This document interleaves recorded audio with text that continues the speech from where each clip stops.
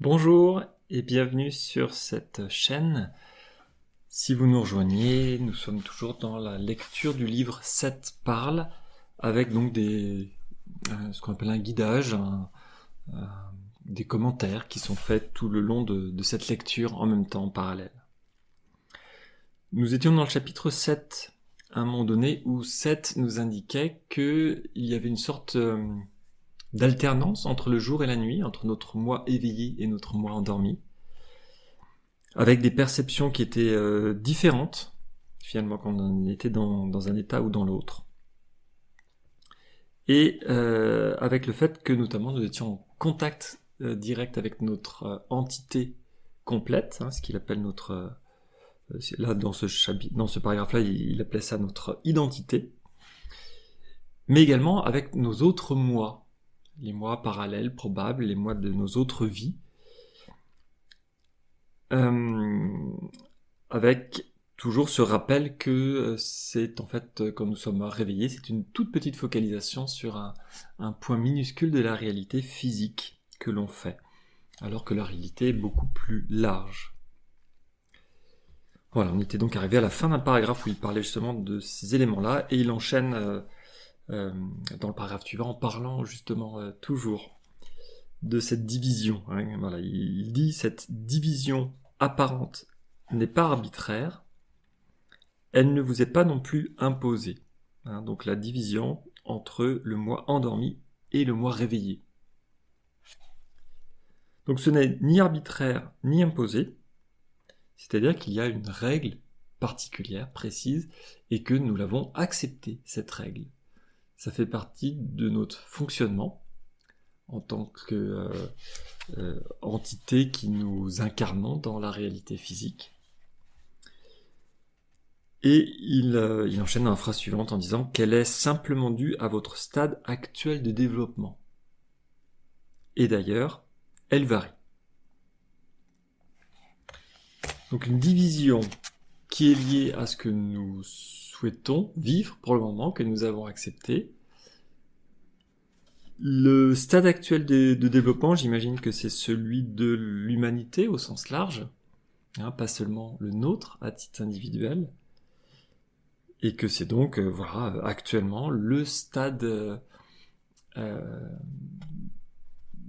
développement de l'humanité, ce que nous sommes en train d'expérimenter, ce que nous choisissons d'expérimenter, avec donc des phases où nous sommes endormis et du coup nous sommes beaucoup plus connectés à notre entité, et des phases où nous sommes réveillés et où nous allons reporter notre attention finalement sur une part assez réduite de la réalité, mais qui est ce que nous sommes en train d'expérimenter le plus intensément pour le moment. Mais cette division, là il disait dans la fin de la phrase qu'elle varie. Donc c'est ce que nous sommes en train d'expérimenter, mais elle varie. Et il va développer ça un peu dans la phrase suivante en disant que beaucoup de gens font des excursions dans d'autres réalités. Ils nagent, pour ainsi dire, dans d'autres courants de conscience pendant leur vie réveillée normale.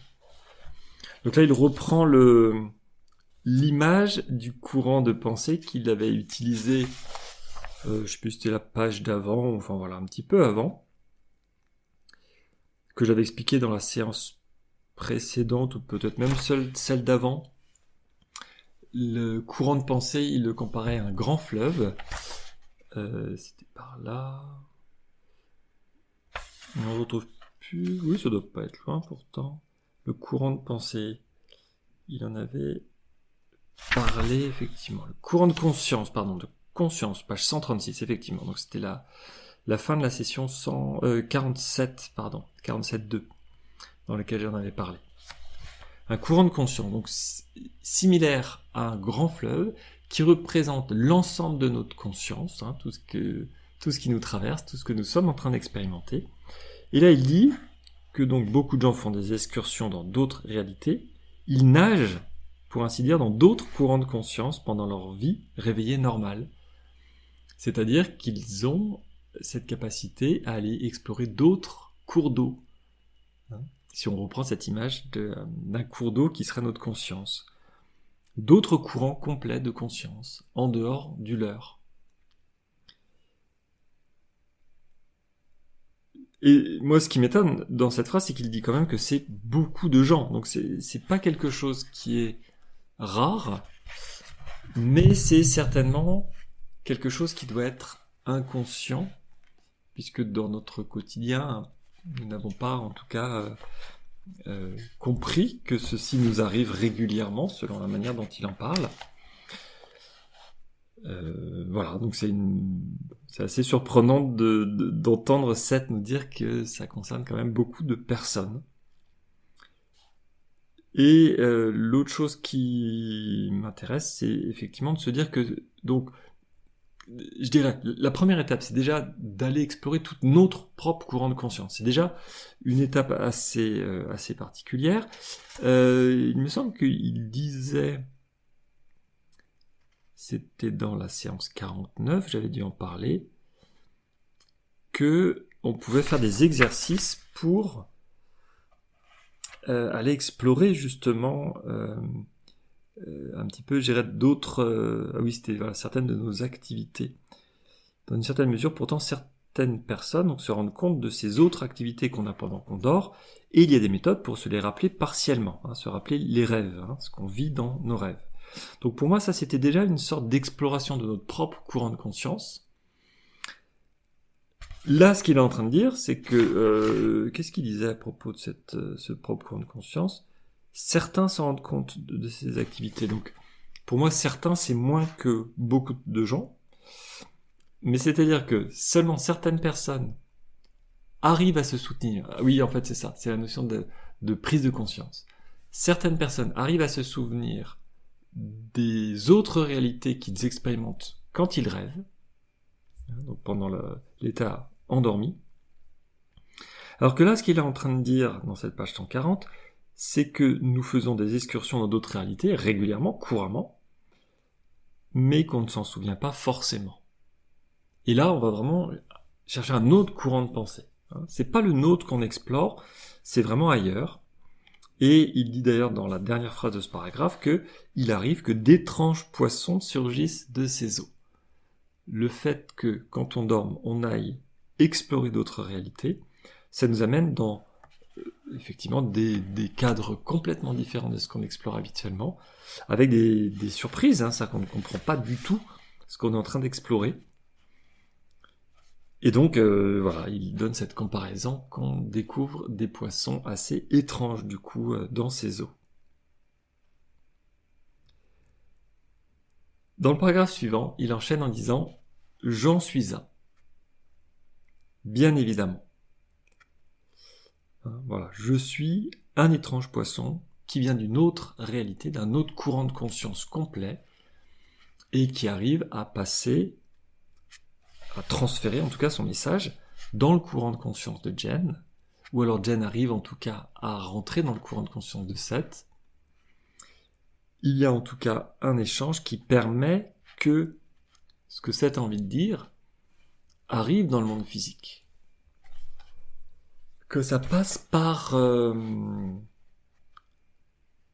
la partie consciente de Jen, ça vient certainement d'une partie inconsciente, une certaine connexion, mais que ça rejoint sa conscience de manière à ce qu'elle puisse le formuler en termes de mots. Donc c'est quand même assez concret.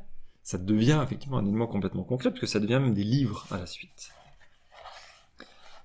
Donc, dans cette phrase, qui est le début d'un paragraphe, il dit effectivement, voilà, que je suis donc un de ces étranges poissons qu'on peut aller explorer, bien évidemment, selon vos termes. Il a demandé à Robert de souligner vos, car régulièrement, comme vous le savez, il va s'exprimer de manière à ce que l'on comprenne ce qu'il dit, donc il simplifie, on va dire, un petit peu la réalité que lui, il comprend, pour pouvoir faire que son message soit compréhensible par nous. Donc là, il essaie de s'exprimer avec des images, il utilise régulièrement des images, des comparaisons, de manière à ce qu'on puisse comprendre, veuillez m'excuser, ce qu'il est en train d'expliquer Et comme il a choisi cet exemple de courant de conscience comme étant un fleuve, eh bien il continue cette analogie avec les poissons. Et donc, voilà, donc sa phrase n'est pas terminée. Donc j'en suis un, bien évidemment selon vos termes, moi qui monte d'autres dimensions de réalité et qui observe une dimension d'existence qui est la vôtre plutôt que la mienne. Il va faire une excursion complète dans notre dimension d'existence, comme il le définit dans cette phrase. Et il utilise le verbe monter pour parler d'autres dimensions de réalité qu'il va explorer. Voilà, comme s'il s'en servait comme d'un véhicule, quelque part. Moi, ça me fait penser à un cheval ou une moto, un vélo. Moi qui monte d'autres dimensions de réalité et qui observe une dimension d'existence qui est la vôtre plutôt que la mienne. Donc son simple travail de venir nous donner un message depuis son point de vue, il l'a défini clairement, aussi clairement qu'il le pouvait, en tout cas au début du livre où il parlait beaucoup de sa réalité, de son environnement. On a compris en tout cas que c'était un environnement assez particulier, assez loin du nôtre, de ce qu'on expérimente tous les jours. Et il vient donc observer notre réalité, car il la connaît, il est passé par cette réalité physique, plusieurs existences, et il se permet donc d'observer et même de nous donner des conseils quelque part dans son livre. Venant d'une autre réalité complètement extérieure à notre monde physique, il essaie de nous informer, de nous remettre en tête, puisque c'est quand même une information qu'une partie de nous, inconsciente a priori, sait déjà, de nous rappeler comment fonctionne la réalité de manière générale, et que, eh bien du coup, ça peut modifier peut-être la manière dont nous allons appréhender notre vie au quotidien. Voilà, donc il se définissait donc comme un poisson un peu étrange. Il enchaîne dans la phrase suivante en disant qu'il existe donc des canaux entre tous ces courants de conscience, ou des canaux dans le sens des chemins de traverse, des éléments qui vont permettre de relier. Il existe donc des canaux entre tous ces courants de conscience, entre toutes ces rivières symboliques d'expériences psychologiques et psychiques. Ce sont donc des passages a priori particuliers, un petit peu... il y a le mot réservé qui me venait en tête, c'est-à-dire que n'importe qui ne peut pas spontanément s'en servir. C'est pas des courants de conscience qui sont prévus au départ pour être utilisés. A priori, et là c'est mon explication, je déforme peut-être le message qu'il essaie de passer, mais en tout cas, ce que je comprends, c'est pas quelque chose qui est utilisé spontanément, en tout cas par tout le monde. C'est un canal particulier qui existe, en tout cas, et qui vont permettre justement ces transferts. Et d'ailleurs, à la fin de sa phrase, il dit « Et on peut faire certains voyages en partant de ma dimension, aussi bien que de la vôtre. » Donc le courant de pensée, finalement, le courant de conscience, je ne sais pas pourquoi, excusez-moi, depuis le début de cette séance-là, j'insiste en répétant par erreur courant de pensée, donc ce courant de conscience, au début, moi je le voyais comme étant le courant de conscience de notre entité, et qui pouvait comprendre donc tous les autres moi, donc tout ce qui nous concerne nous. Mais là, la manière dont il en parle, on dirait que c'est un courant de conscience qui concerne, qui regroupe toute l'humanité.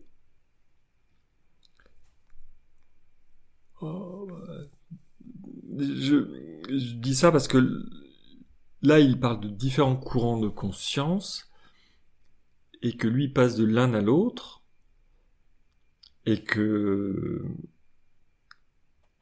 disait juste avant, voilà, que ce sont aussi des changements des dimensions de réalité différentes, qu'il passe d'une dimension à une autre et donc qu'il passe d'un courant de conscience à un autre.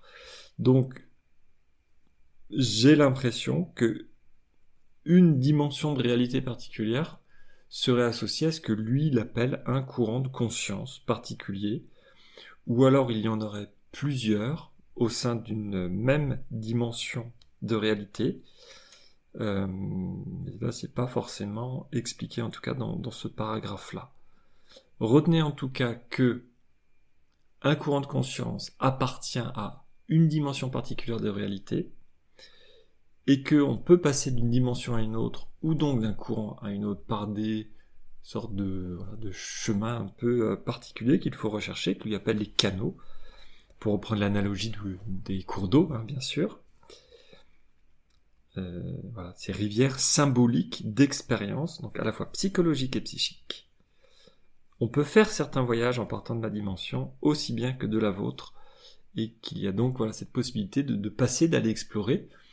Ce sont a priori des chemins avec retour, c'est-à-dire qu'on va juste utiliser le canal pour aller explorer ce qui se passe dans une autre dimension, mais on revient après dans son courant de conscience.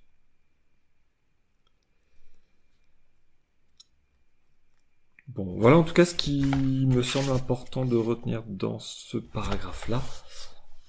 Et il continue le paragraphe suivant avec une phrase aussi très très importante qui commence ce paragraphe, puisqu'il dit que, initialement, Robert, qui est donc le nom de Jen, Joseph, qui est donc le nom de Robert, le mari de Jen, et moi, Seth, faisions partie de la même entité ou identité globale. Initialement. Donc initialement, Jen, Robert et Seth faisaient partie de la même entité. C'était donc, je ne pense pas dire d'erreur en disant que c'était des personnalités liées à la même entité. Ce qui est étonnant, c'est qu'il dit que initialement c'était le cas et qu'il y a quelque chose qui a évolué. J'en profite pour refaire une petite parenthèse. Je ne sais plus si j'ai déjà donné un point de vue là-dessus. C'est par rapport à la notion de temps, puisque Seth explique plusieurs fois que le temps n'existe pas. En tout cas, moi, ce que je dirais aujourd'hui, c'est plutôt que notre perception du temps, notre manière d'utiliser le temps, est en tout cas propre à notre réalité physique. Et que ce n'est pas une règle universelle de fonctionnement. Et que notamment ce temps que nous percevons comme étant une succession d'événements qui sont, dans un sens, qui se suivent, c'est vraiment une succession d'événements que nous ne pouvons pas interchanger, que nous ne pouvons pas décaler, que le passé est passé, que ça appartient à notre mémoire, que le futur est inconnu, ce sont donc des événements encore probables, et que le présent est le seul moment où nous pouvons agir réellement. Ça, c'est notre... Schématiquement, j'oublie peut-être certaines règles, mais en tout cas, c'est les règles globales de fonctionnement sur lesquelles nous sommes mis d'accord pour percevoir le temps, pour comprendre la réalité qui nous entoure. Des fois, il va dire vraiment cette phrase-là, le temps n'existe pas, ou l'espace n'existe pas. Or, là, typiquement, il vient dire initialement, il utilise le mot d'initialement, donc initialement, ça veut dire que c'est au début. Qui dit début, dit continuité, dit chronologie, dit temps. Le même mot initialement, de toute manière, ne peut être utilisé que s'il y a le temps tel qu'il est défini, dans ce que je viens de donner comme définition, une succession d'événements. Ce que je comprends aujourd'hui, c'est donc que ce fonctionnement du temps est différent quand on n'est pas focalisé sur la réalité physique. Et c'est pour ça que notamment, il nous dit que le passé et le futur, d'une part, sont accessibles, ne sont pas figés, et que si j'ai bien compris, c'est une notion d'intensité. Plus on se rapproche du temps présent, plus on est dans l'intensité de cet événement particulier, et donc on a une action sur cet événement. Nous ne pouvons agir que dans le moment présent, le point d'action, le point, je sais plus, j'ai à nouveau oublié le mot, je l'avais redit. Voilà, c'était Paoli qui m'avait rappelé le point de... Bon, je m'en souviens plus à nouveau, et vous regarderez, je l'avais recité dans une des séances précédentes. Il y a certains mots comme ça de vocabulaire que Seth explique une fois ou quelques fois dans un livre, il le définit, mais voilà, j'ai pas encore réussi à noter tous ces points-là, il faut que je complète aussi l'index qui parle des différents termes justement évoqués par Seth, et voilà, ça m'aidera aussi à m'y retrouver plus facilement. Donc lui, quand il utilise quand même quelque part une notion de temps, mais comprenez, quand il parle lui de son temps à lui, donc le mot initialement par exemple, c'est d'une part pour que nous puissions comprendre, c'est-à-dire qu'il utilise l'équivalent de notre définition du temps, même si ça ne fonctionne pas de la même manière de son côté. Il est obligé de se faire comprendre, donc il parle avec des mots que nous on comprenne, c'est la première étape. La deuxième chose, c'est qu'il y a quand même... J'ai l'impression qu'il y a quelque chose de l'ordre de l'évolution au niveau 2, au niveau réalité globale. C'est-à-dire, ce n'est pas figé, notre conscience évolue, elle grandit. Puisque moi je réfléchis avec un cerveau physique, que je suis dans le monde physique, que je n'ai a priori accès quasiment dans mon quotidien que à des raisonnements physiques, je n'arrive pas à imaginer, c'est ce que Seth nous dit, il nous dit qu'avec notre cerveau physique, on a du mal à imaginer des concepts qui ne sont pas physiques, mais imaginez tout de même que visiblement il y a un fonctionnement différent du temps, mais il y a une sorte quand même de... Il y a une évolution possible, mais comme si elle n'était pas liée au temps. Voilà. Donc c'est un peu particulier, parce que l'évolution, une évolution par définition, c'est le changement d'état.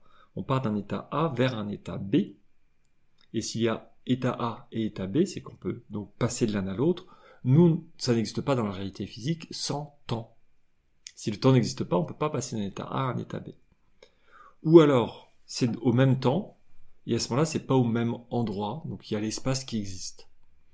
Mais on ne peut pas imaginer sans espace et sans temps qu'il y ait une évolution. La notion d'évolution, à mon sens, de ce que j'en comprends aujourd'hui, est forcément reliée au temps.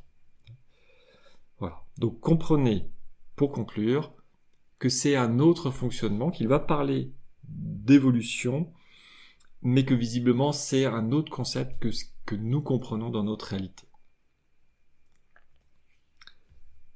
Donc il venait dire effectivement qu'initialement, E3 faisait partie de la même entité. Ainsi, continue-t-il, symboliquement parlant, c'est la même phrase, point virgule, ainsi, symboliquement parlant, nous sommes unis par des courants psychiques. Je ne sais pas pourquoi il utilise le mot de symboliquement. Si, peut-être pour dire effectivement qu'ils ont les mêmes symboles, qu'ils utilisent la même symbologie, qu'ils sont reliés aux mêmes croyances, c'est peut-être simplement ça, puisqu'ils font partie de la même entité, c'est l'entité qui a son fonctionnement, ses croyances, et que du coup, eh bien oui, ils sont reliés par des courants psychiques très forts. C'est comme s'ils avaient la même boîte noire, la même mémoire, le même cerveau, le même fonctionnement. C'est comme si nous-mêmes, en fait, à différentes époques de notre vie, voilà, si on se voyait à 15 ans, 30 ans et 50 ans, on a le même cerveau, on est la même personne, mais on va vivre des expériences différentes.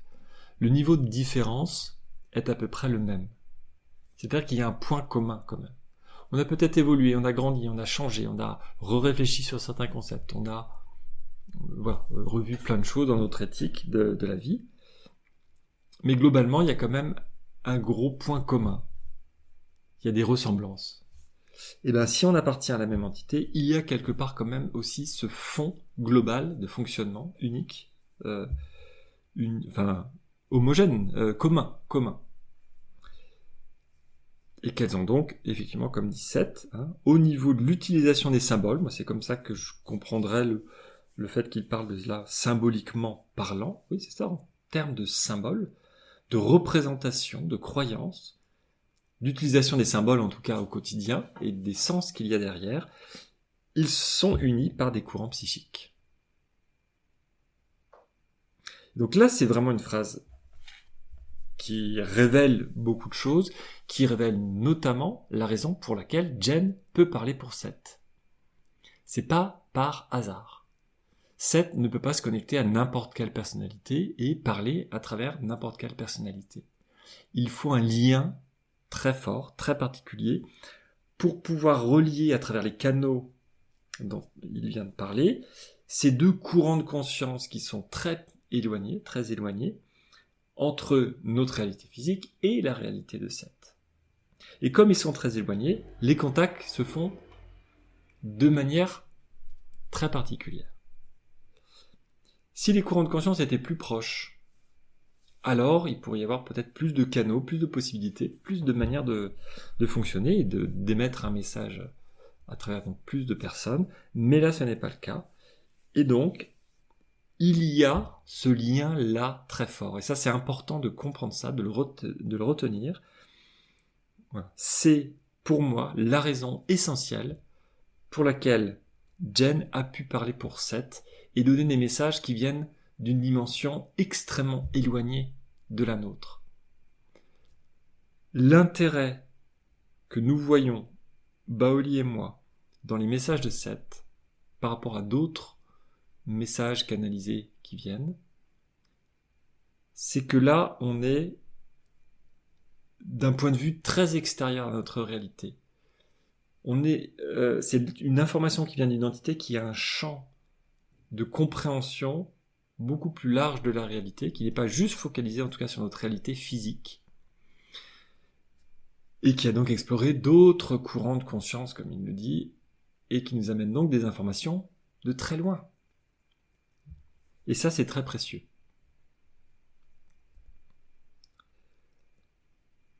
Il continue en tout cas sa comparaison en disant « Tout cela se fond en ce qu'on a souvent comparé en un océan de conscience, les différents courants de conscience, il y a des canaux qui les relient, mais tout ça finit dans un océan de conscience complet, à une source d'où jaillit tout le réel. Tous les courants individuels de conscience se rejoignent dans un endroit.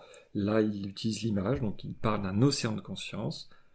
C'est une source commune d'où jaillit le réel. La conscience étant à la base de la création de la réalité, il y a donc cette image pour comprendre que toutes ces consciences ensemble forment une conscience globale qui est plus que la somme de ses parties et qui va être à l'origine de tout ce que nous voyons, de tout ce qui est créé. Voilà. Donc ça, c'est vraiment important aussi de comprendre cette notion-là. Nous prenons part à notre échelle, dans notre petite courant de conscience, à un grand courant global et nous participons à la création de la réalité.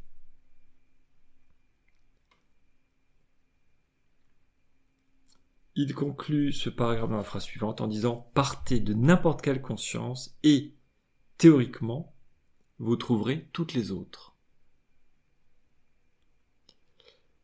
Puisque il y a cet enchaînement complet entre un courant de conscience, entre un canal, et que de toute manière tous les ces grands courants de conscience se rejoignent quelque part, comme un poisson migrateur, on peut descendre une rivière jusqu'à l'océan et remonter à un autre cours d'eau. Alors les poissons migrateurs normalement reviennent à la source où ils sont nés. Alors, je crois qu'ils ont des capteurs pour sentir la qualité de l'eau d'où ils sont nés, donc ils vont effectivement faire leur vie dans l'océan. Alors certains poissons migrateurs, il y en a qui migrent simplement d'océan en océan, mais les saumons par exemple sont connus pour remonter les cours d'eau. Ils sont nés dans l'eau douce, dans des rivières, ils y remontent pour pondre. Ils reconnaissent chimiquement la rivière où ils sont nés. Donc mon exemple est un petit peu faux, mais en tout cas voilà, d'imaginer qu'un poisson en tout cas peut passer par l'océan d'un cours d'eau à un autre. Ça c'est tout à fait possible. Voilà, donc nous pouvons nous-mêmes en tant que conscience partir de n'importe quelle conscience, c'est-à-dire nous-mêmes, et théoriquement, il ne dit pas là comment faire, mais en tout cas c'est possible, vous trouverez toutes les autres consciences. Il faut une petite pause de leur côté et ils les enchaînent avec un nouveau paragraphe où il dit que, or, souvent l'ego fait barrage. Vous voyez la continuité de l'image, barrage, un barrage sur un cours d'eau, qui va donc limiter la transmission, notamment la remontée. Or, souvent, l'ego fait barrage. Il essaie, dit-il, d'empêcher d'autres perceptions de passer. Non pas parce qu'il est censé le faire, ce n'est pas le rôle de l'ego, ou parce que c'est dans sa nature, ou même parce que c'est l'une de ses fonctions principales, c'est pas le cas, mais simplement parce qu'on vous a appris que la fonction de l'ego est de nature restrictive plutôt qu'expansive. La vision que nous avons de notre ego modifie son fonctionnement.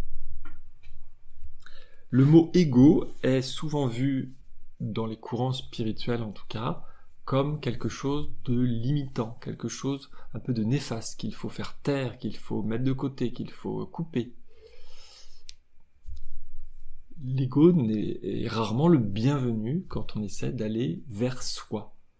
Soi avec un S majuscule, donc vers notre grand moi. Parce qu'il fait effectivement régulièrement obstacle, puisqu'il est là pour nous favoriser, nous simplifier le fonctionnement dans la réalité physique, il focalise notre attention sur cette réalité physique. Et donc, il nous empêche de capter les informations qui viennent de notre moi interne. Donc le présente de cette manière-là en disant donc, or souvent l'ego fait barrage pour aller d'une conscience à une autre, pour comprendre justement cette connexion que nous avons entre toutes les consciences. Voilà, je relis. Il essaie d'empêcher d'autres perceptions de passer. Autres perceptions que les 5 sens physiques. Il nous limite majoritairement à nos 5 sens physiques. Seth avait déjà dit dans un chapitre précédent, il me semble, que l'ego perçoit les sens internes, donc des sens beaucoup plus larges, beaucoup plus profonds. Il perçoit les informations qui viennent de ses sens internes, il choisit volontairement de ne pas tous les écouter, en tout cas de faire une sélection. Là, c'est ce qu'il nous redit d'une autre manière. Donc, il essaie, cet ego, d'empêcher d'autres perceptions de passer, non pas parce qu'il est censé le faire, ou parce que c'est dans sa nature, ou même parce que c'est l'une de ses fonctions principales, mais il fait barrage parce qu'on vous a appris que la fonction de l'ego est de nature restrictive plutôt qu'expansive. Dans notre culture générale, l'ego, donc, comme je disais, est plutôt vu comme quelque chose qui limite. C'est un réducteur.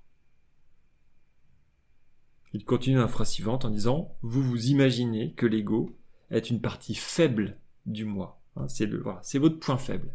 C'est votre maillon faible. Et comme c'est notre maillon faible, on essaie de tout faire pour ne pas l'écouter. Alors qu'il a son rôle, il a un rôle à jouer. Il faut juste pas qu'il prenne son rôle trop à cœur et que nous-mêmes nous encouragions ce fonctionnement limitatif en s'en remettant complètement à lui. Donc à chaque fois qu'on essaie d'écouter son intuition, ses sens internes, qu'on y donne de la valeur, l'ego comprend qu'on fait confiance à ces informations et peut leur laisser plus de place. Si à chaque fois on se rassure qu'on fait fonctionner le cerveau, j'ai peur de ça, mais voilà, je me rassure, c'est logique, c'est comme ci, c'est comme ça, etc. C'est-à-dire qu'on utilise l'ego et que les 5 sens physiques et le mental pour agir au quotidien, qu'on ne fait pas confiance à notre intuition. Du coup, ça renforce dans le fonctionnement de l'ego le fait que, ça lui donne raison. Il faut utiliser que les 5 sens. Et je continue à mettre de côté ces autres informations qui sont de toute manière présentes. Ça n'empêche pas aux informations de monter. C'est juste que ça ne monte pas jusqu'à notre niveau de conscience. Mais elles sont présentes, ces informations, en vous, en tout le monde. Ça, c'est pas une capacité particulière. Ce qu'on peut juste développer, c'est le fait de faire confiance aux intuitions, à notre créativité, à ces informations cachées, internes, qui sont présentes. Voilà, donc lui, il le disait à sa manière à lui. J'ai pas fini la phrase parce que c'était un petit peu long. Donc, il disait que souvent, vous vous imaginez que l'ego est une partie faible du moi, qu'il doit se défendre contre d'autres parties plus fortes, plus persuasives et même dangereuses. On peut avoir cette image-là par nos croyances, par nos cultures, par nos religions, que l'ego a quelque chose à défendre. Hein. Là, c'est ce qu'il dit en tout cas dans cette phrase-là, donc un petit peu différent de ce que j'ai expliqué juste avant.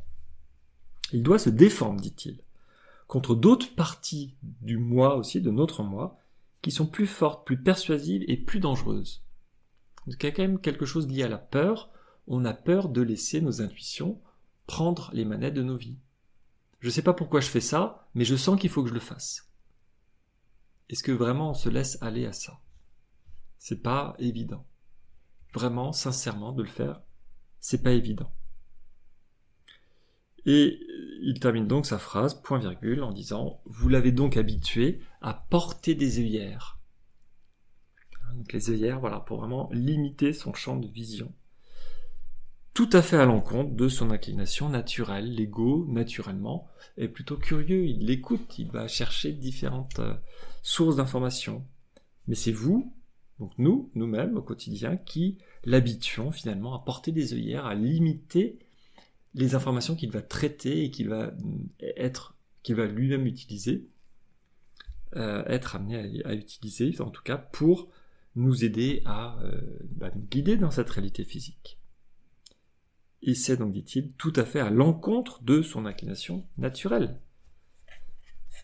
Voilà, voici un chapitre très très important dans cette explication par rapport à l'ego. Très important par rapport à l'ego. Il continue sur le même thème dans le paragraphe suivant en disant « L'ego veut comprendre et interpréter la réalité physique. Il veut interagir avec elle. » Donc vous voyez qu'il nous disait qu'il n'avait pas envie d'avoir des œillères. Il veut comprendre, là il nous dit, il veut interpréter la réalité physique. Il est là pour aller le plus possible à la rencontre objective de la réalité physique. Et si nous, à chaque fois, on retraduit la réalité physique comme étant quelque chose de grave, de dangereux, de puissant, qu'est-ce qu'il disait, de persuasif, il écoute nos croyances. Notre ego, il fonctionne en fonction de comment nous fonctionnons nous-mêmes. Donc si nous avons peur de l'autre, d'une situation inconnue, de plein de choses dans la vie de tous les jours, des maladies qui peuvent arriver, d'un cambriolage, d'un accident de voiture, je sais pas, voilà, de plein de petites choses. Dès qu'il y a une peur, du coup, ça lui donne l'information qu'il faut en avoir peur, il s'en méfie et ça augmente le signal. Son rôle, là il nous le redit, donc au départ, lui, il veut comprendre, interpréter la réalité physique, il veut interagir avec elle, il veut vous aider à survivre au sein de l'existence physique. Ça, c'est son rôle. C'est son rôle de l'ego. Voilà. Il veut vous aider à survivre. C'est sa raison d'être.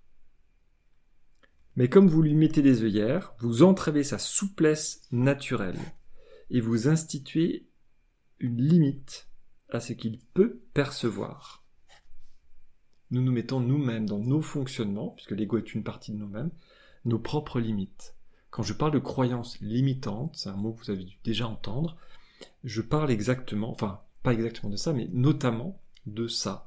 C'est-à-dire que, c'est beaucoup en tout cas à ce niveau-là que ça va jouer, puisqu'une croyance va se retraduire sur même la manière dont nous percevons l'environnement. Qu'est-ce qui se passe autour de nous? Ça doit correspondre à ce que nous en croyons. Donc, ça réalimente aussi notre propre fonctionnement. Je ne vois que ce que je crois vraiment. Ça, je l'ai déjà expliqué plusieurs fois avec différents exemples. Voilà, ça c'est le fonctionnement dans lequel prend place l'ego. Là, l'ego est vraiment concerné par cette étape-là. Et donc, c'est lié à nos croyances, effectivement.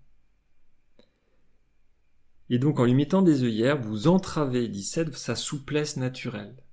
Le fait qu'il puisse s'adapter, qu'il comprenne, cherche ce qu'est, comment fonctionne la réalité physique. Nous lui donnons des limites à ce qu'il peut percevoir. Nous l'auto-limitons, finalement, dans les informations qu'il va traiter pour pouvoir nous aider à survivre. On va classifier. Voilà. Ça, c'est pas bien, faut en avoir peur. Ça, c'est bien, j'aime. Hein, voilà. J'aime pas, j'aime. Voilà. Ça, c'est 2 grandes classifications qui nous trompent régulièrement puisqu'on ne perçoit plus la réalité de ce qu'il y a derrière. J'aime le gâteau au chocolat. En fait, non. J'ai aimé une fois un gâteau au chocolat particulier. Tous les autres gâteaux que j'ai mangés depuis sont différents. Alors, soit je reste dans l'idée et que je m'auto-persuade, j'aime le gâteau au chocolat, j'aime le gâteau au chocolat. Il y aura peut-être quand même un jour où je vais manger un gâteau au chocolat qui sera trop sec, ou trop amer, ou trop sucré, ou trop gras, ou trop je ne sais pas trop quoi, qui sera pas exactement à mon goût, et qui va enfin me faire comprendre que non, je n'aime pas tous les gâteaux au chocolat. J'aime certains qui ont certaines caractéristiques. Il faut du chocolat noir et pas du chocolat au lait, ou l'inverse. Il faut, je sais pas quoi, des œufs, du lait, il faut, bon, etc. Bien au contraire, non, je ne prends plus de lait, donc il faut remplacer par autre chose. Hein. Mais chacun a du coup ses critères. Les j'aime pas, c'est pareil. J'aime pas la nuit, voilà, j'ai peur la nuit.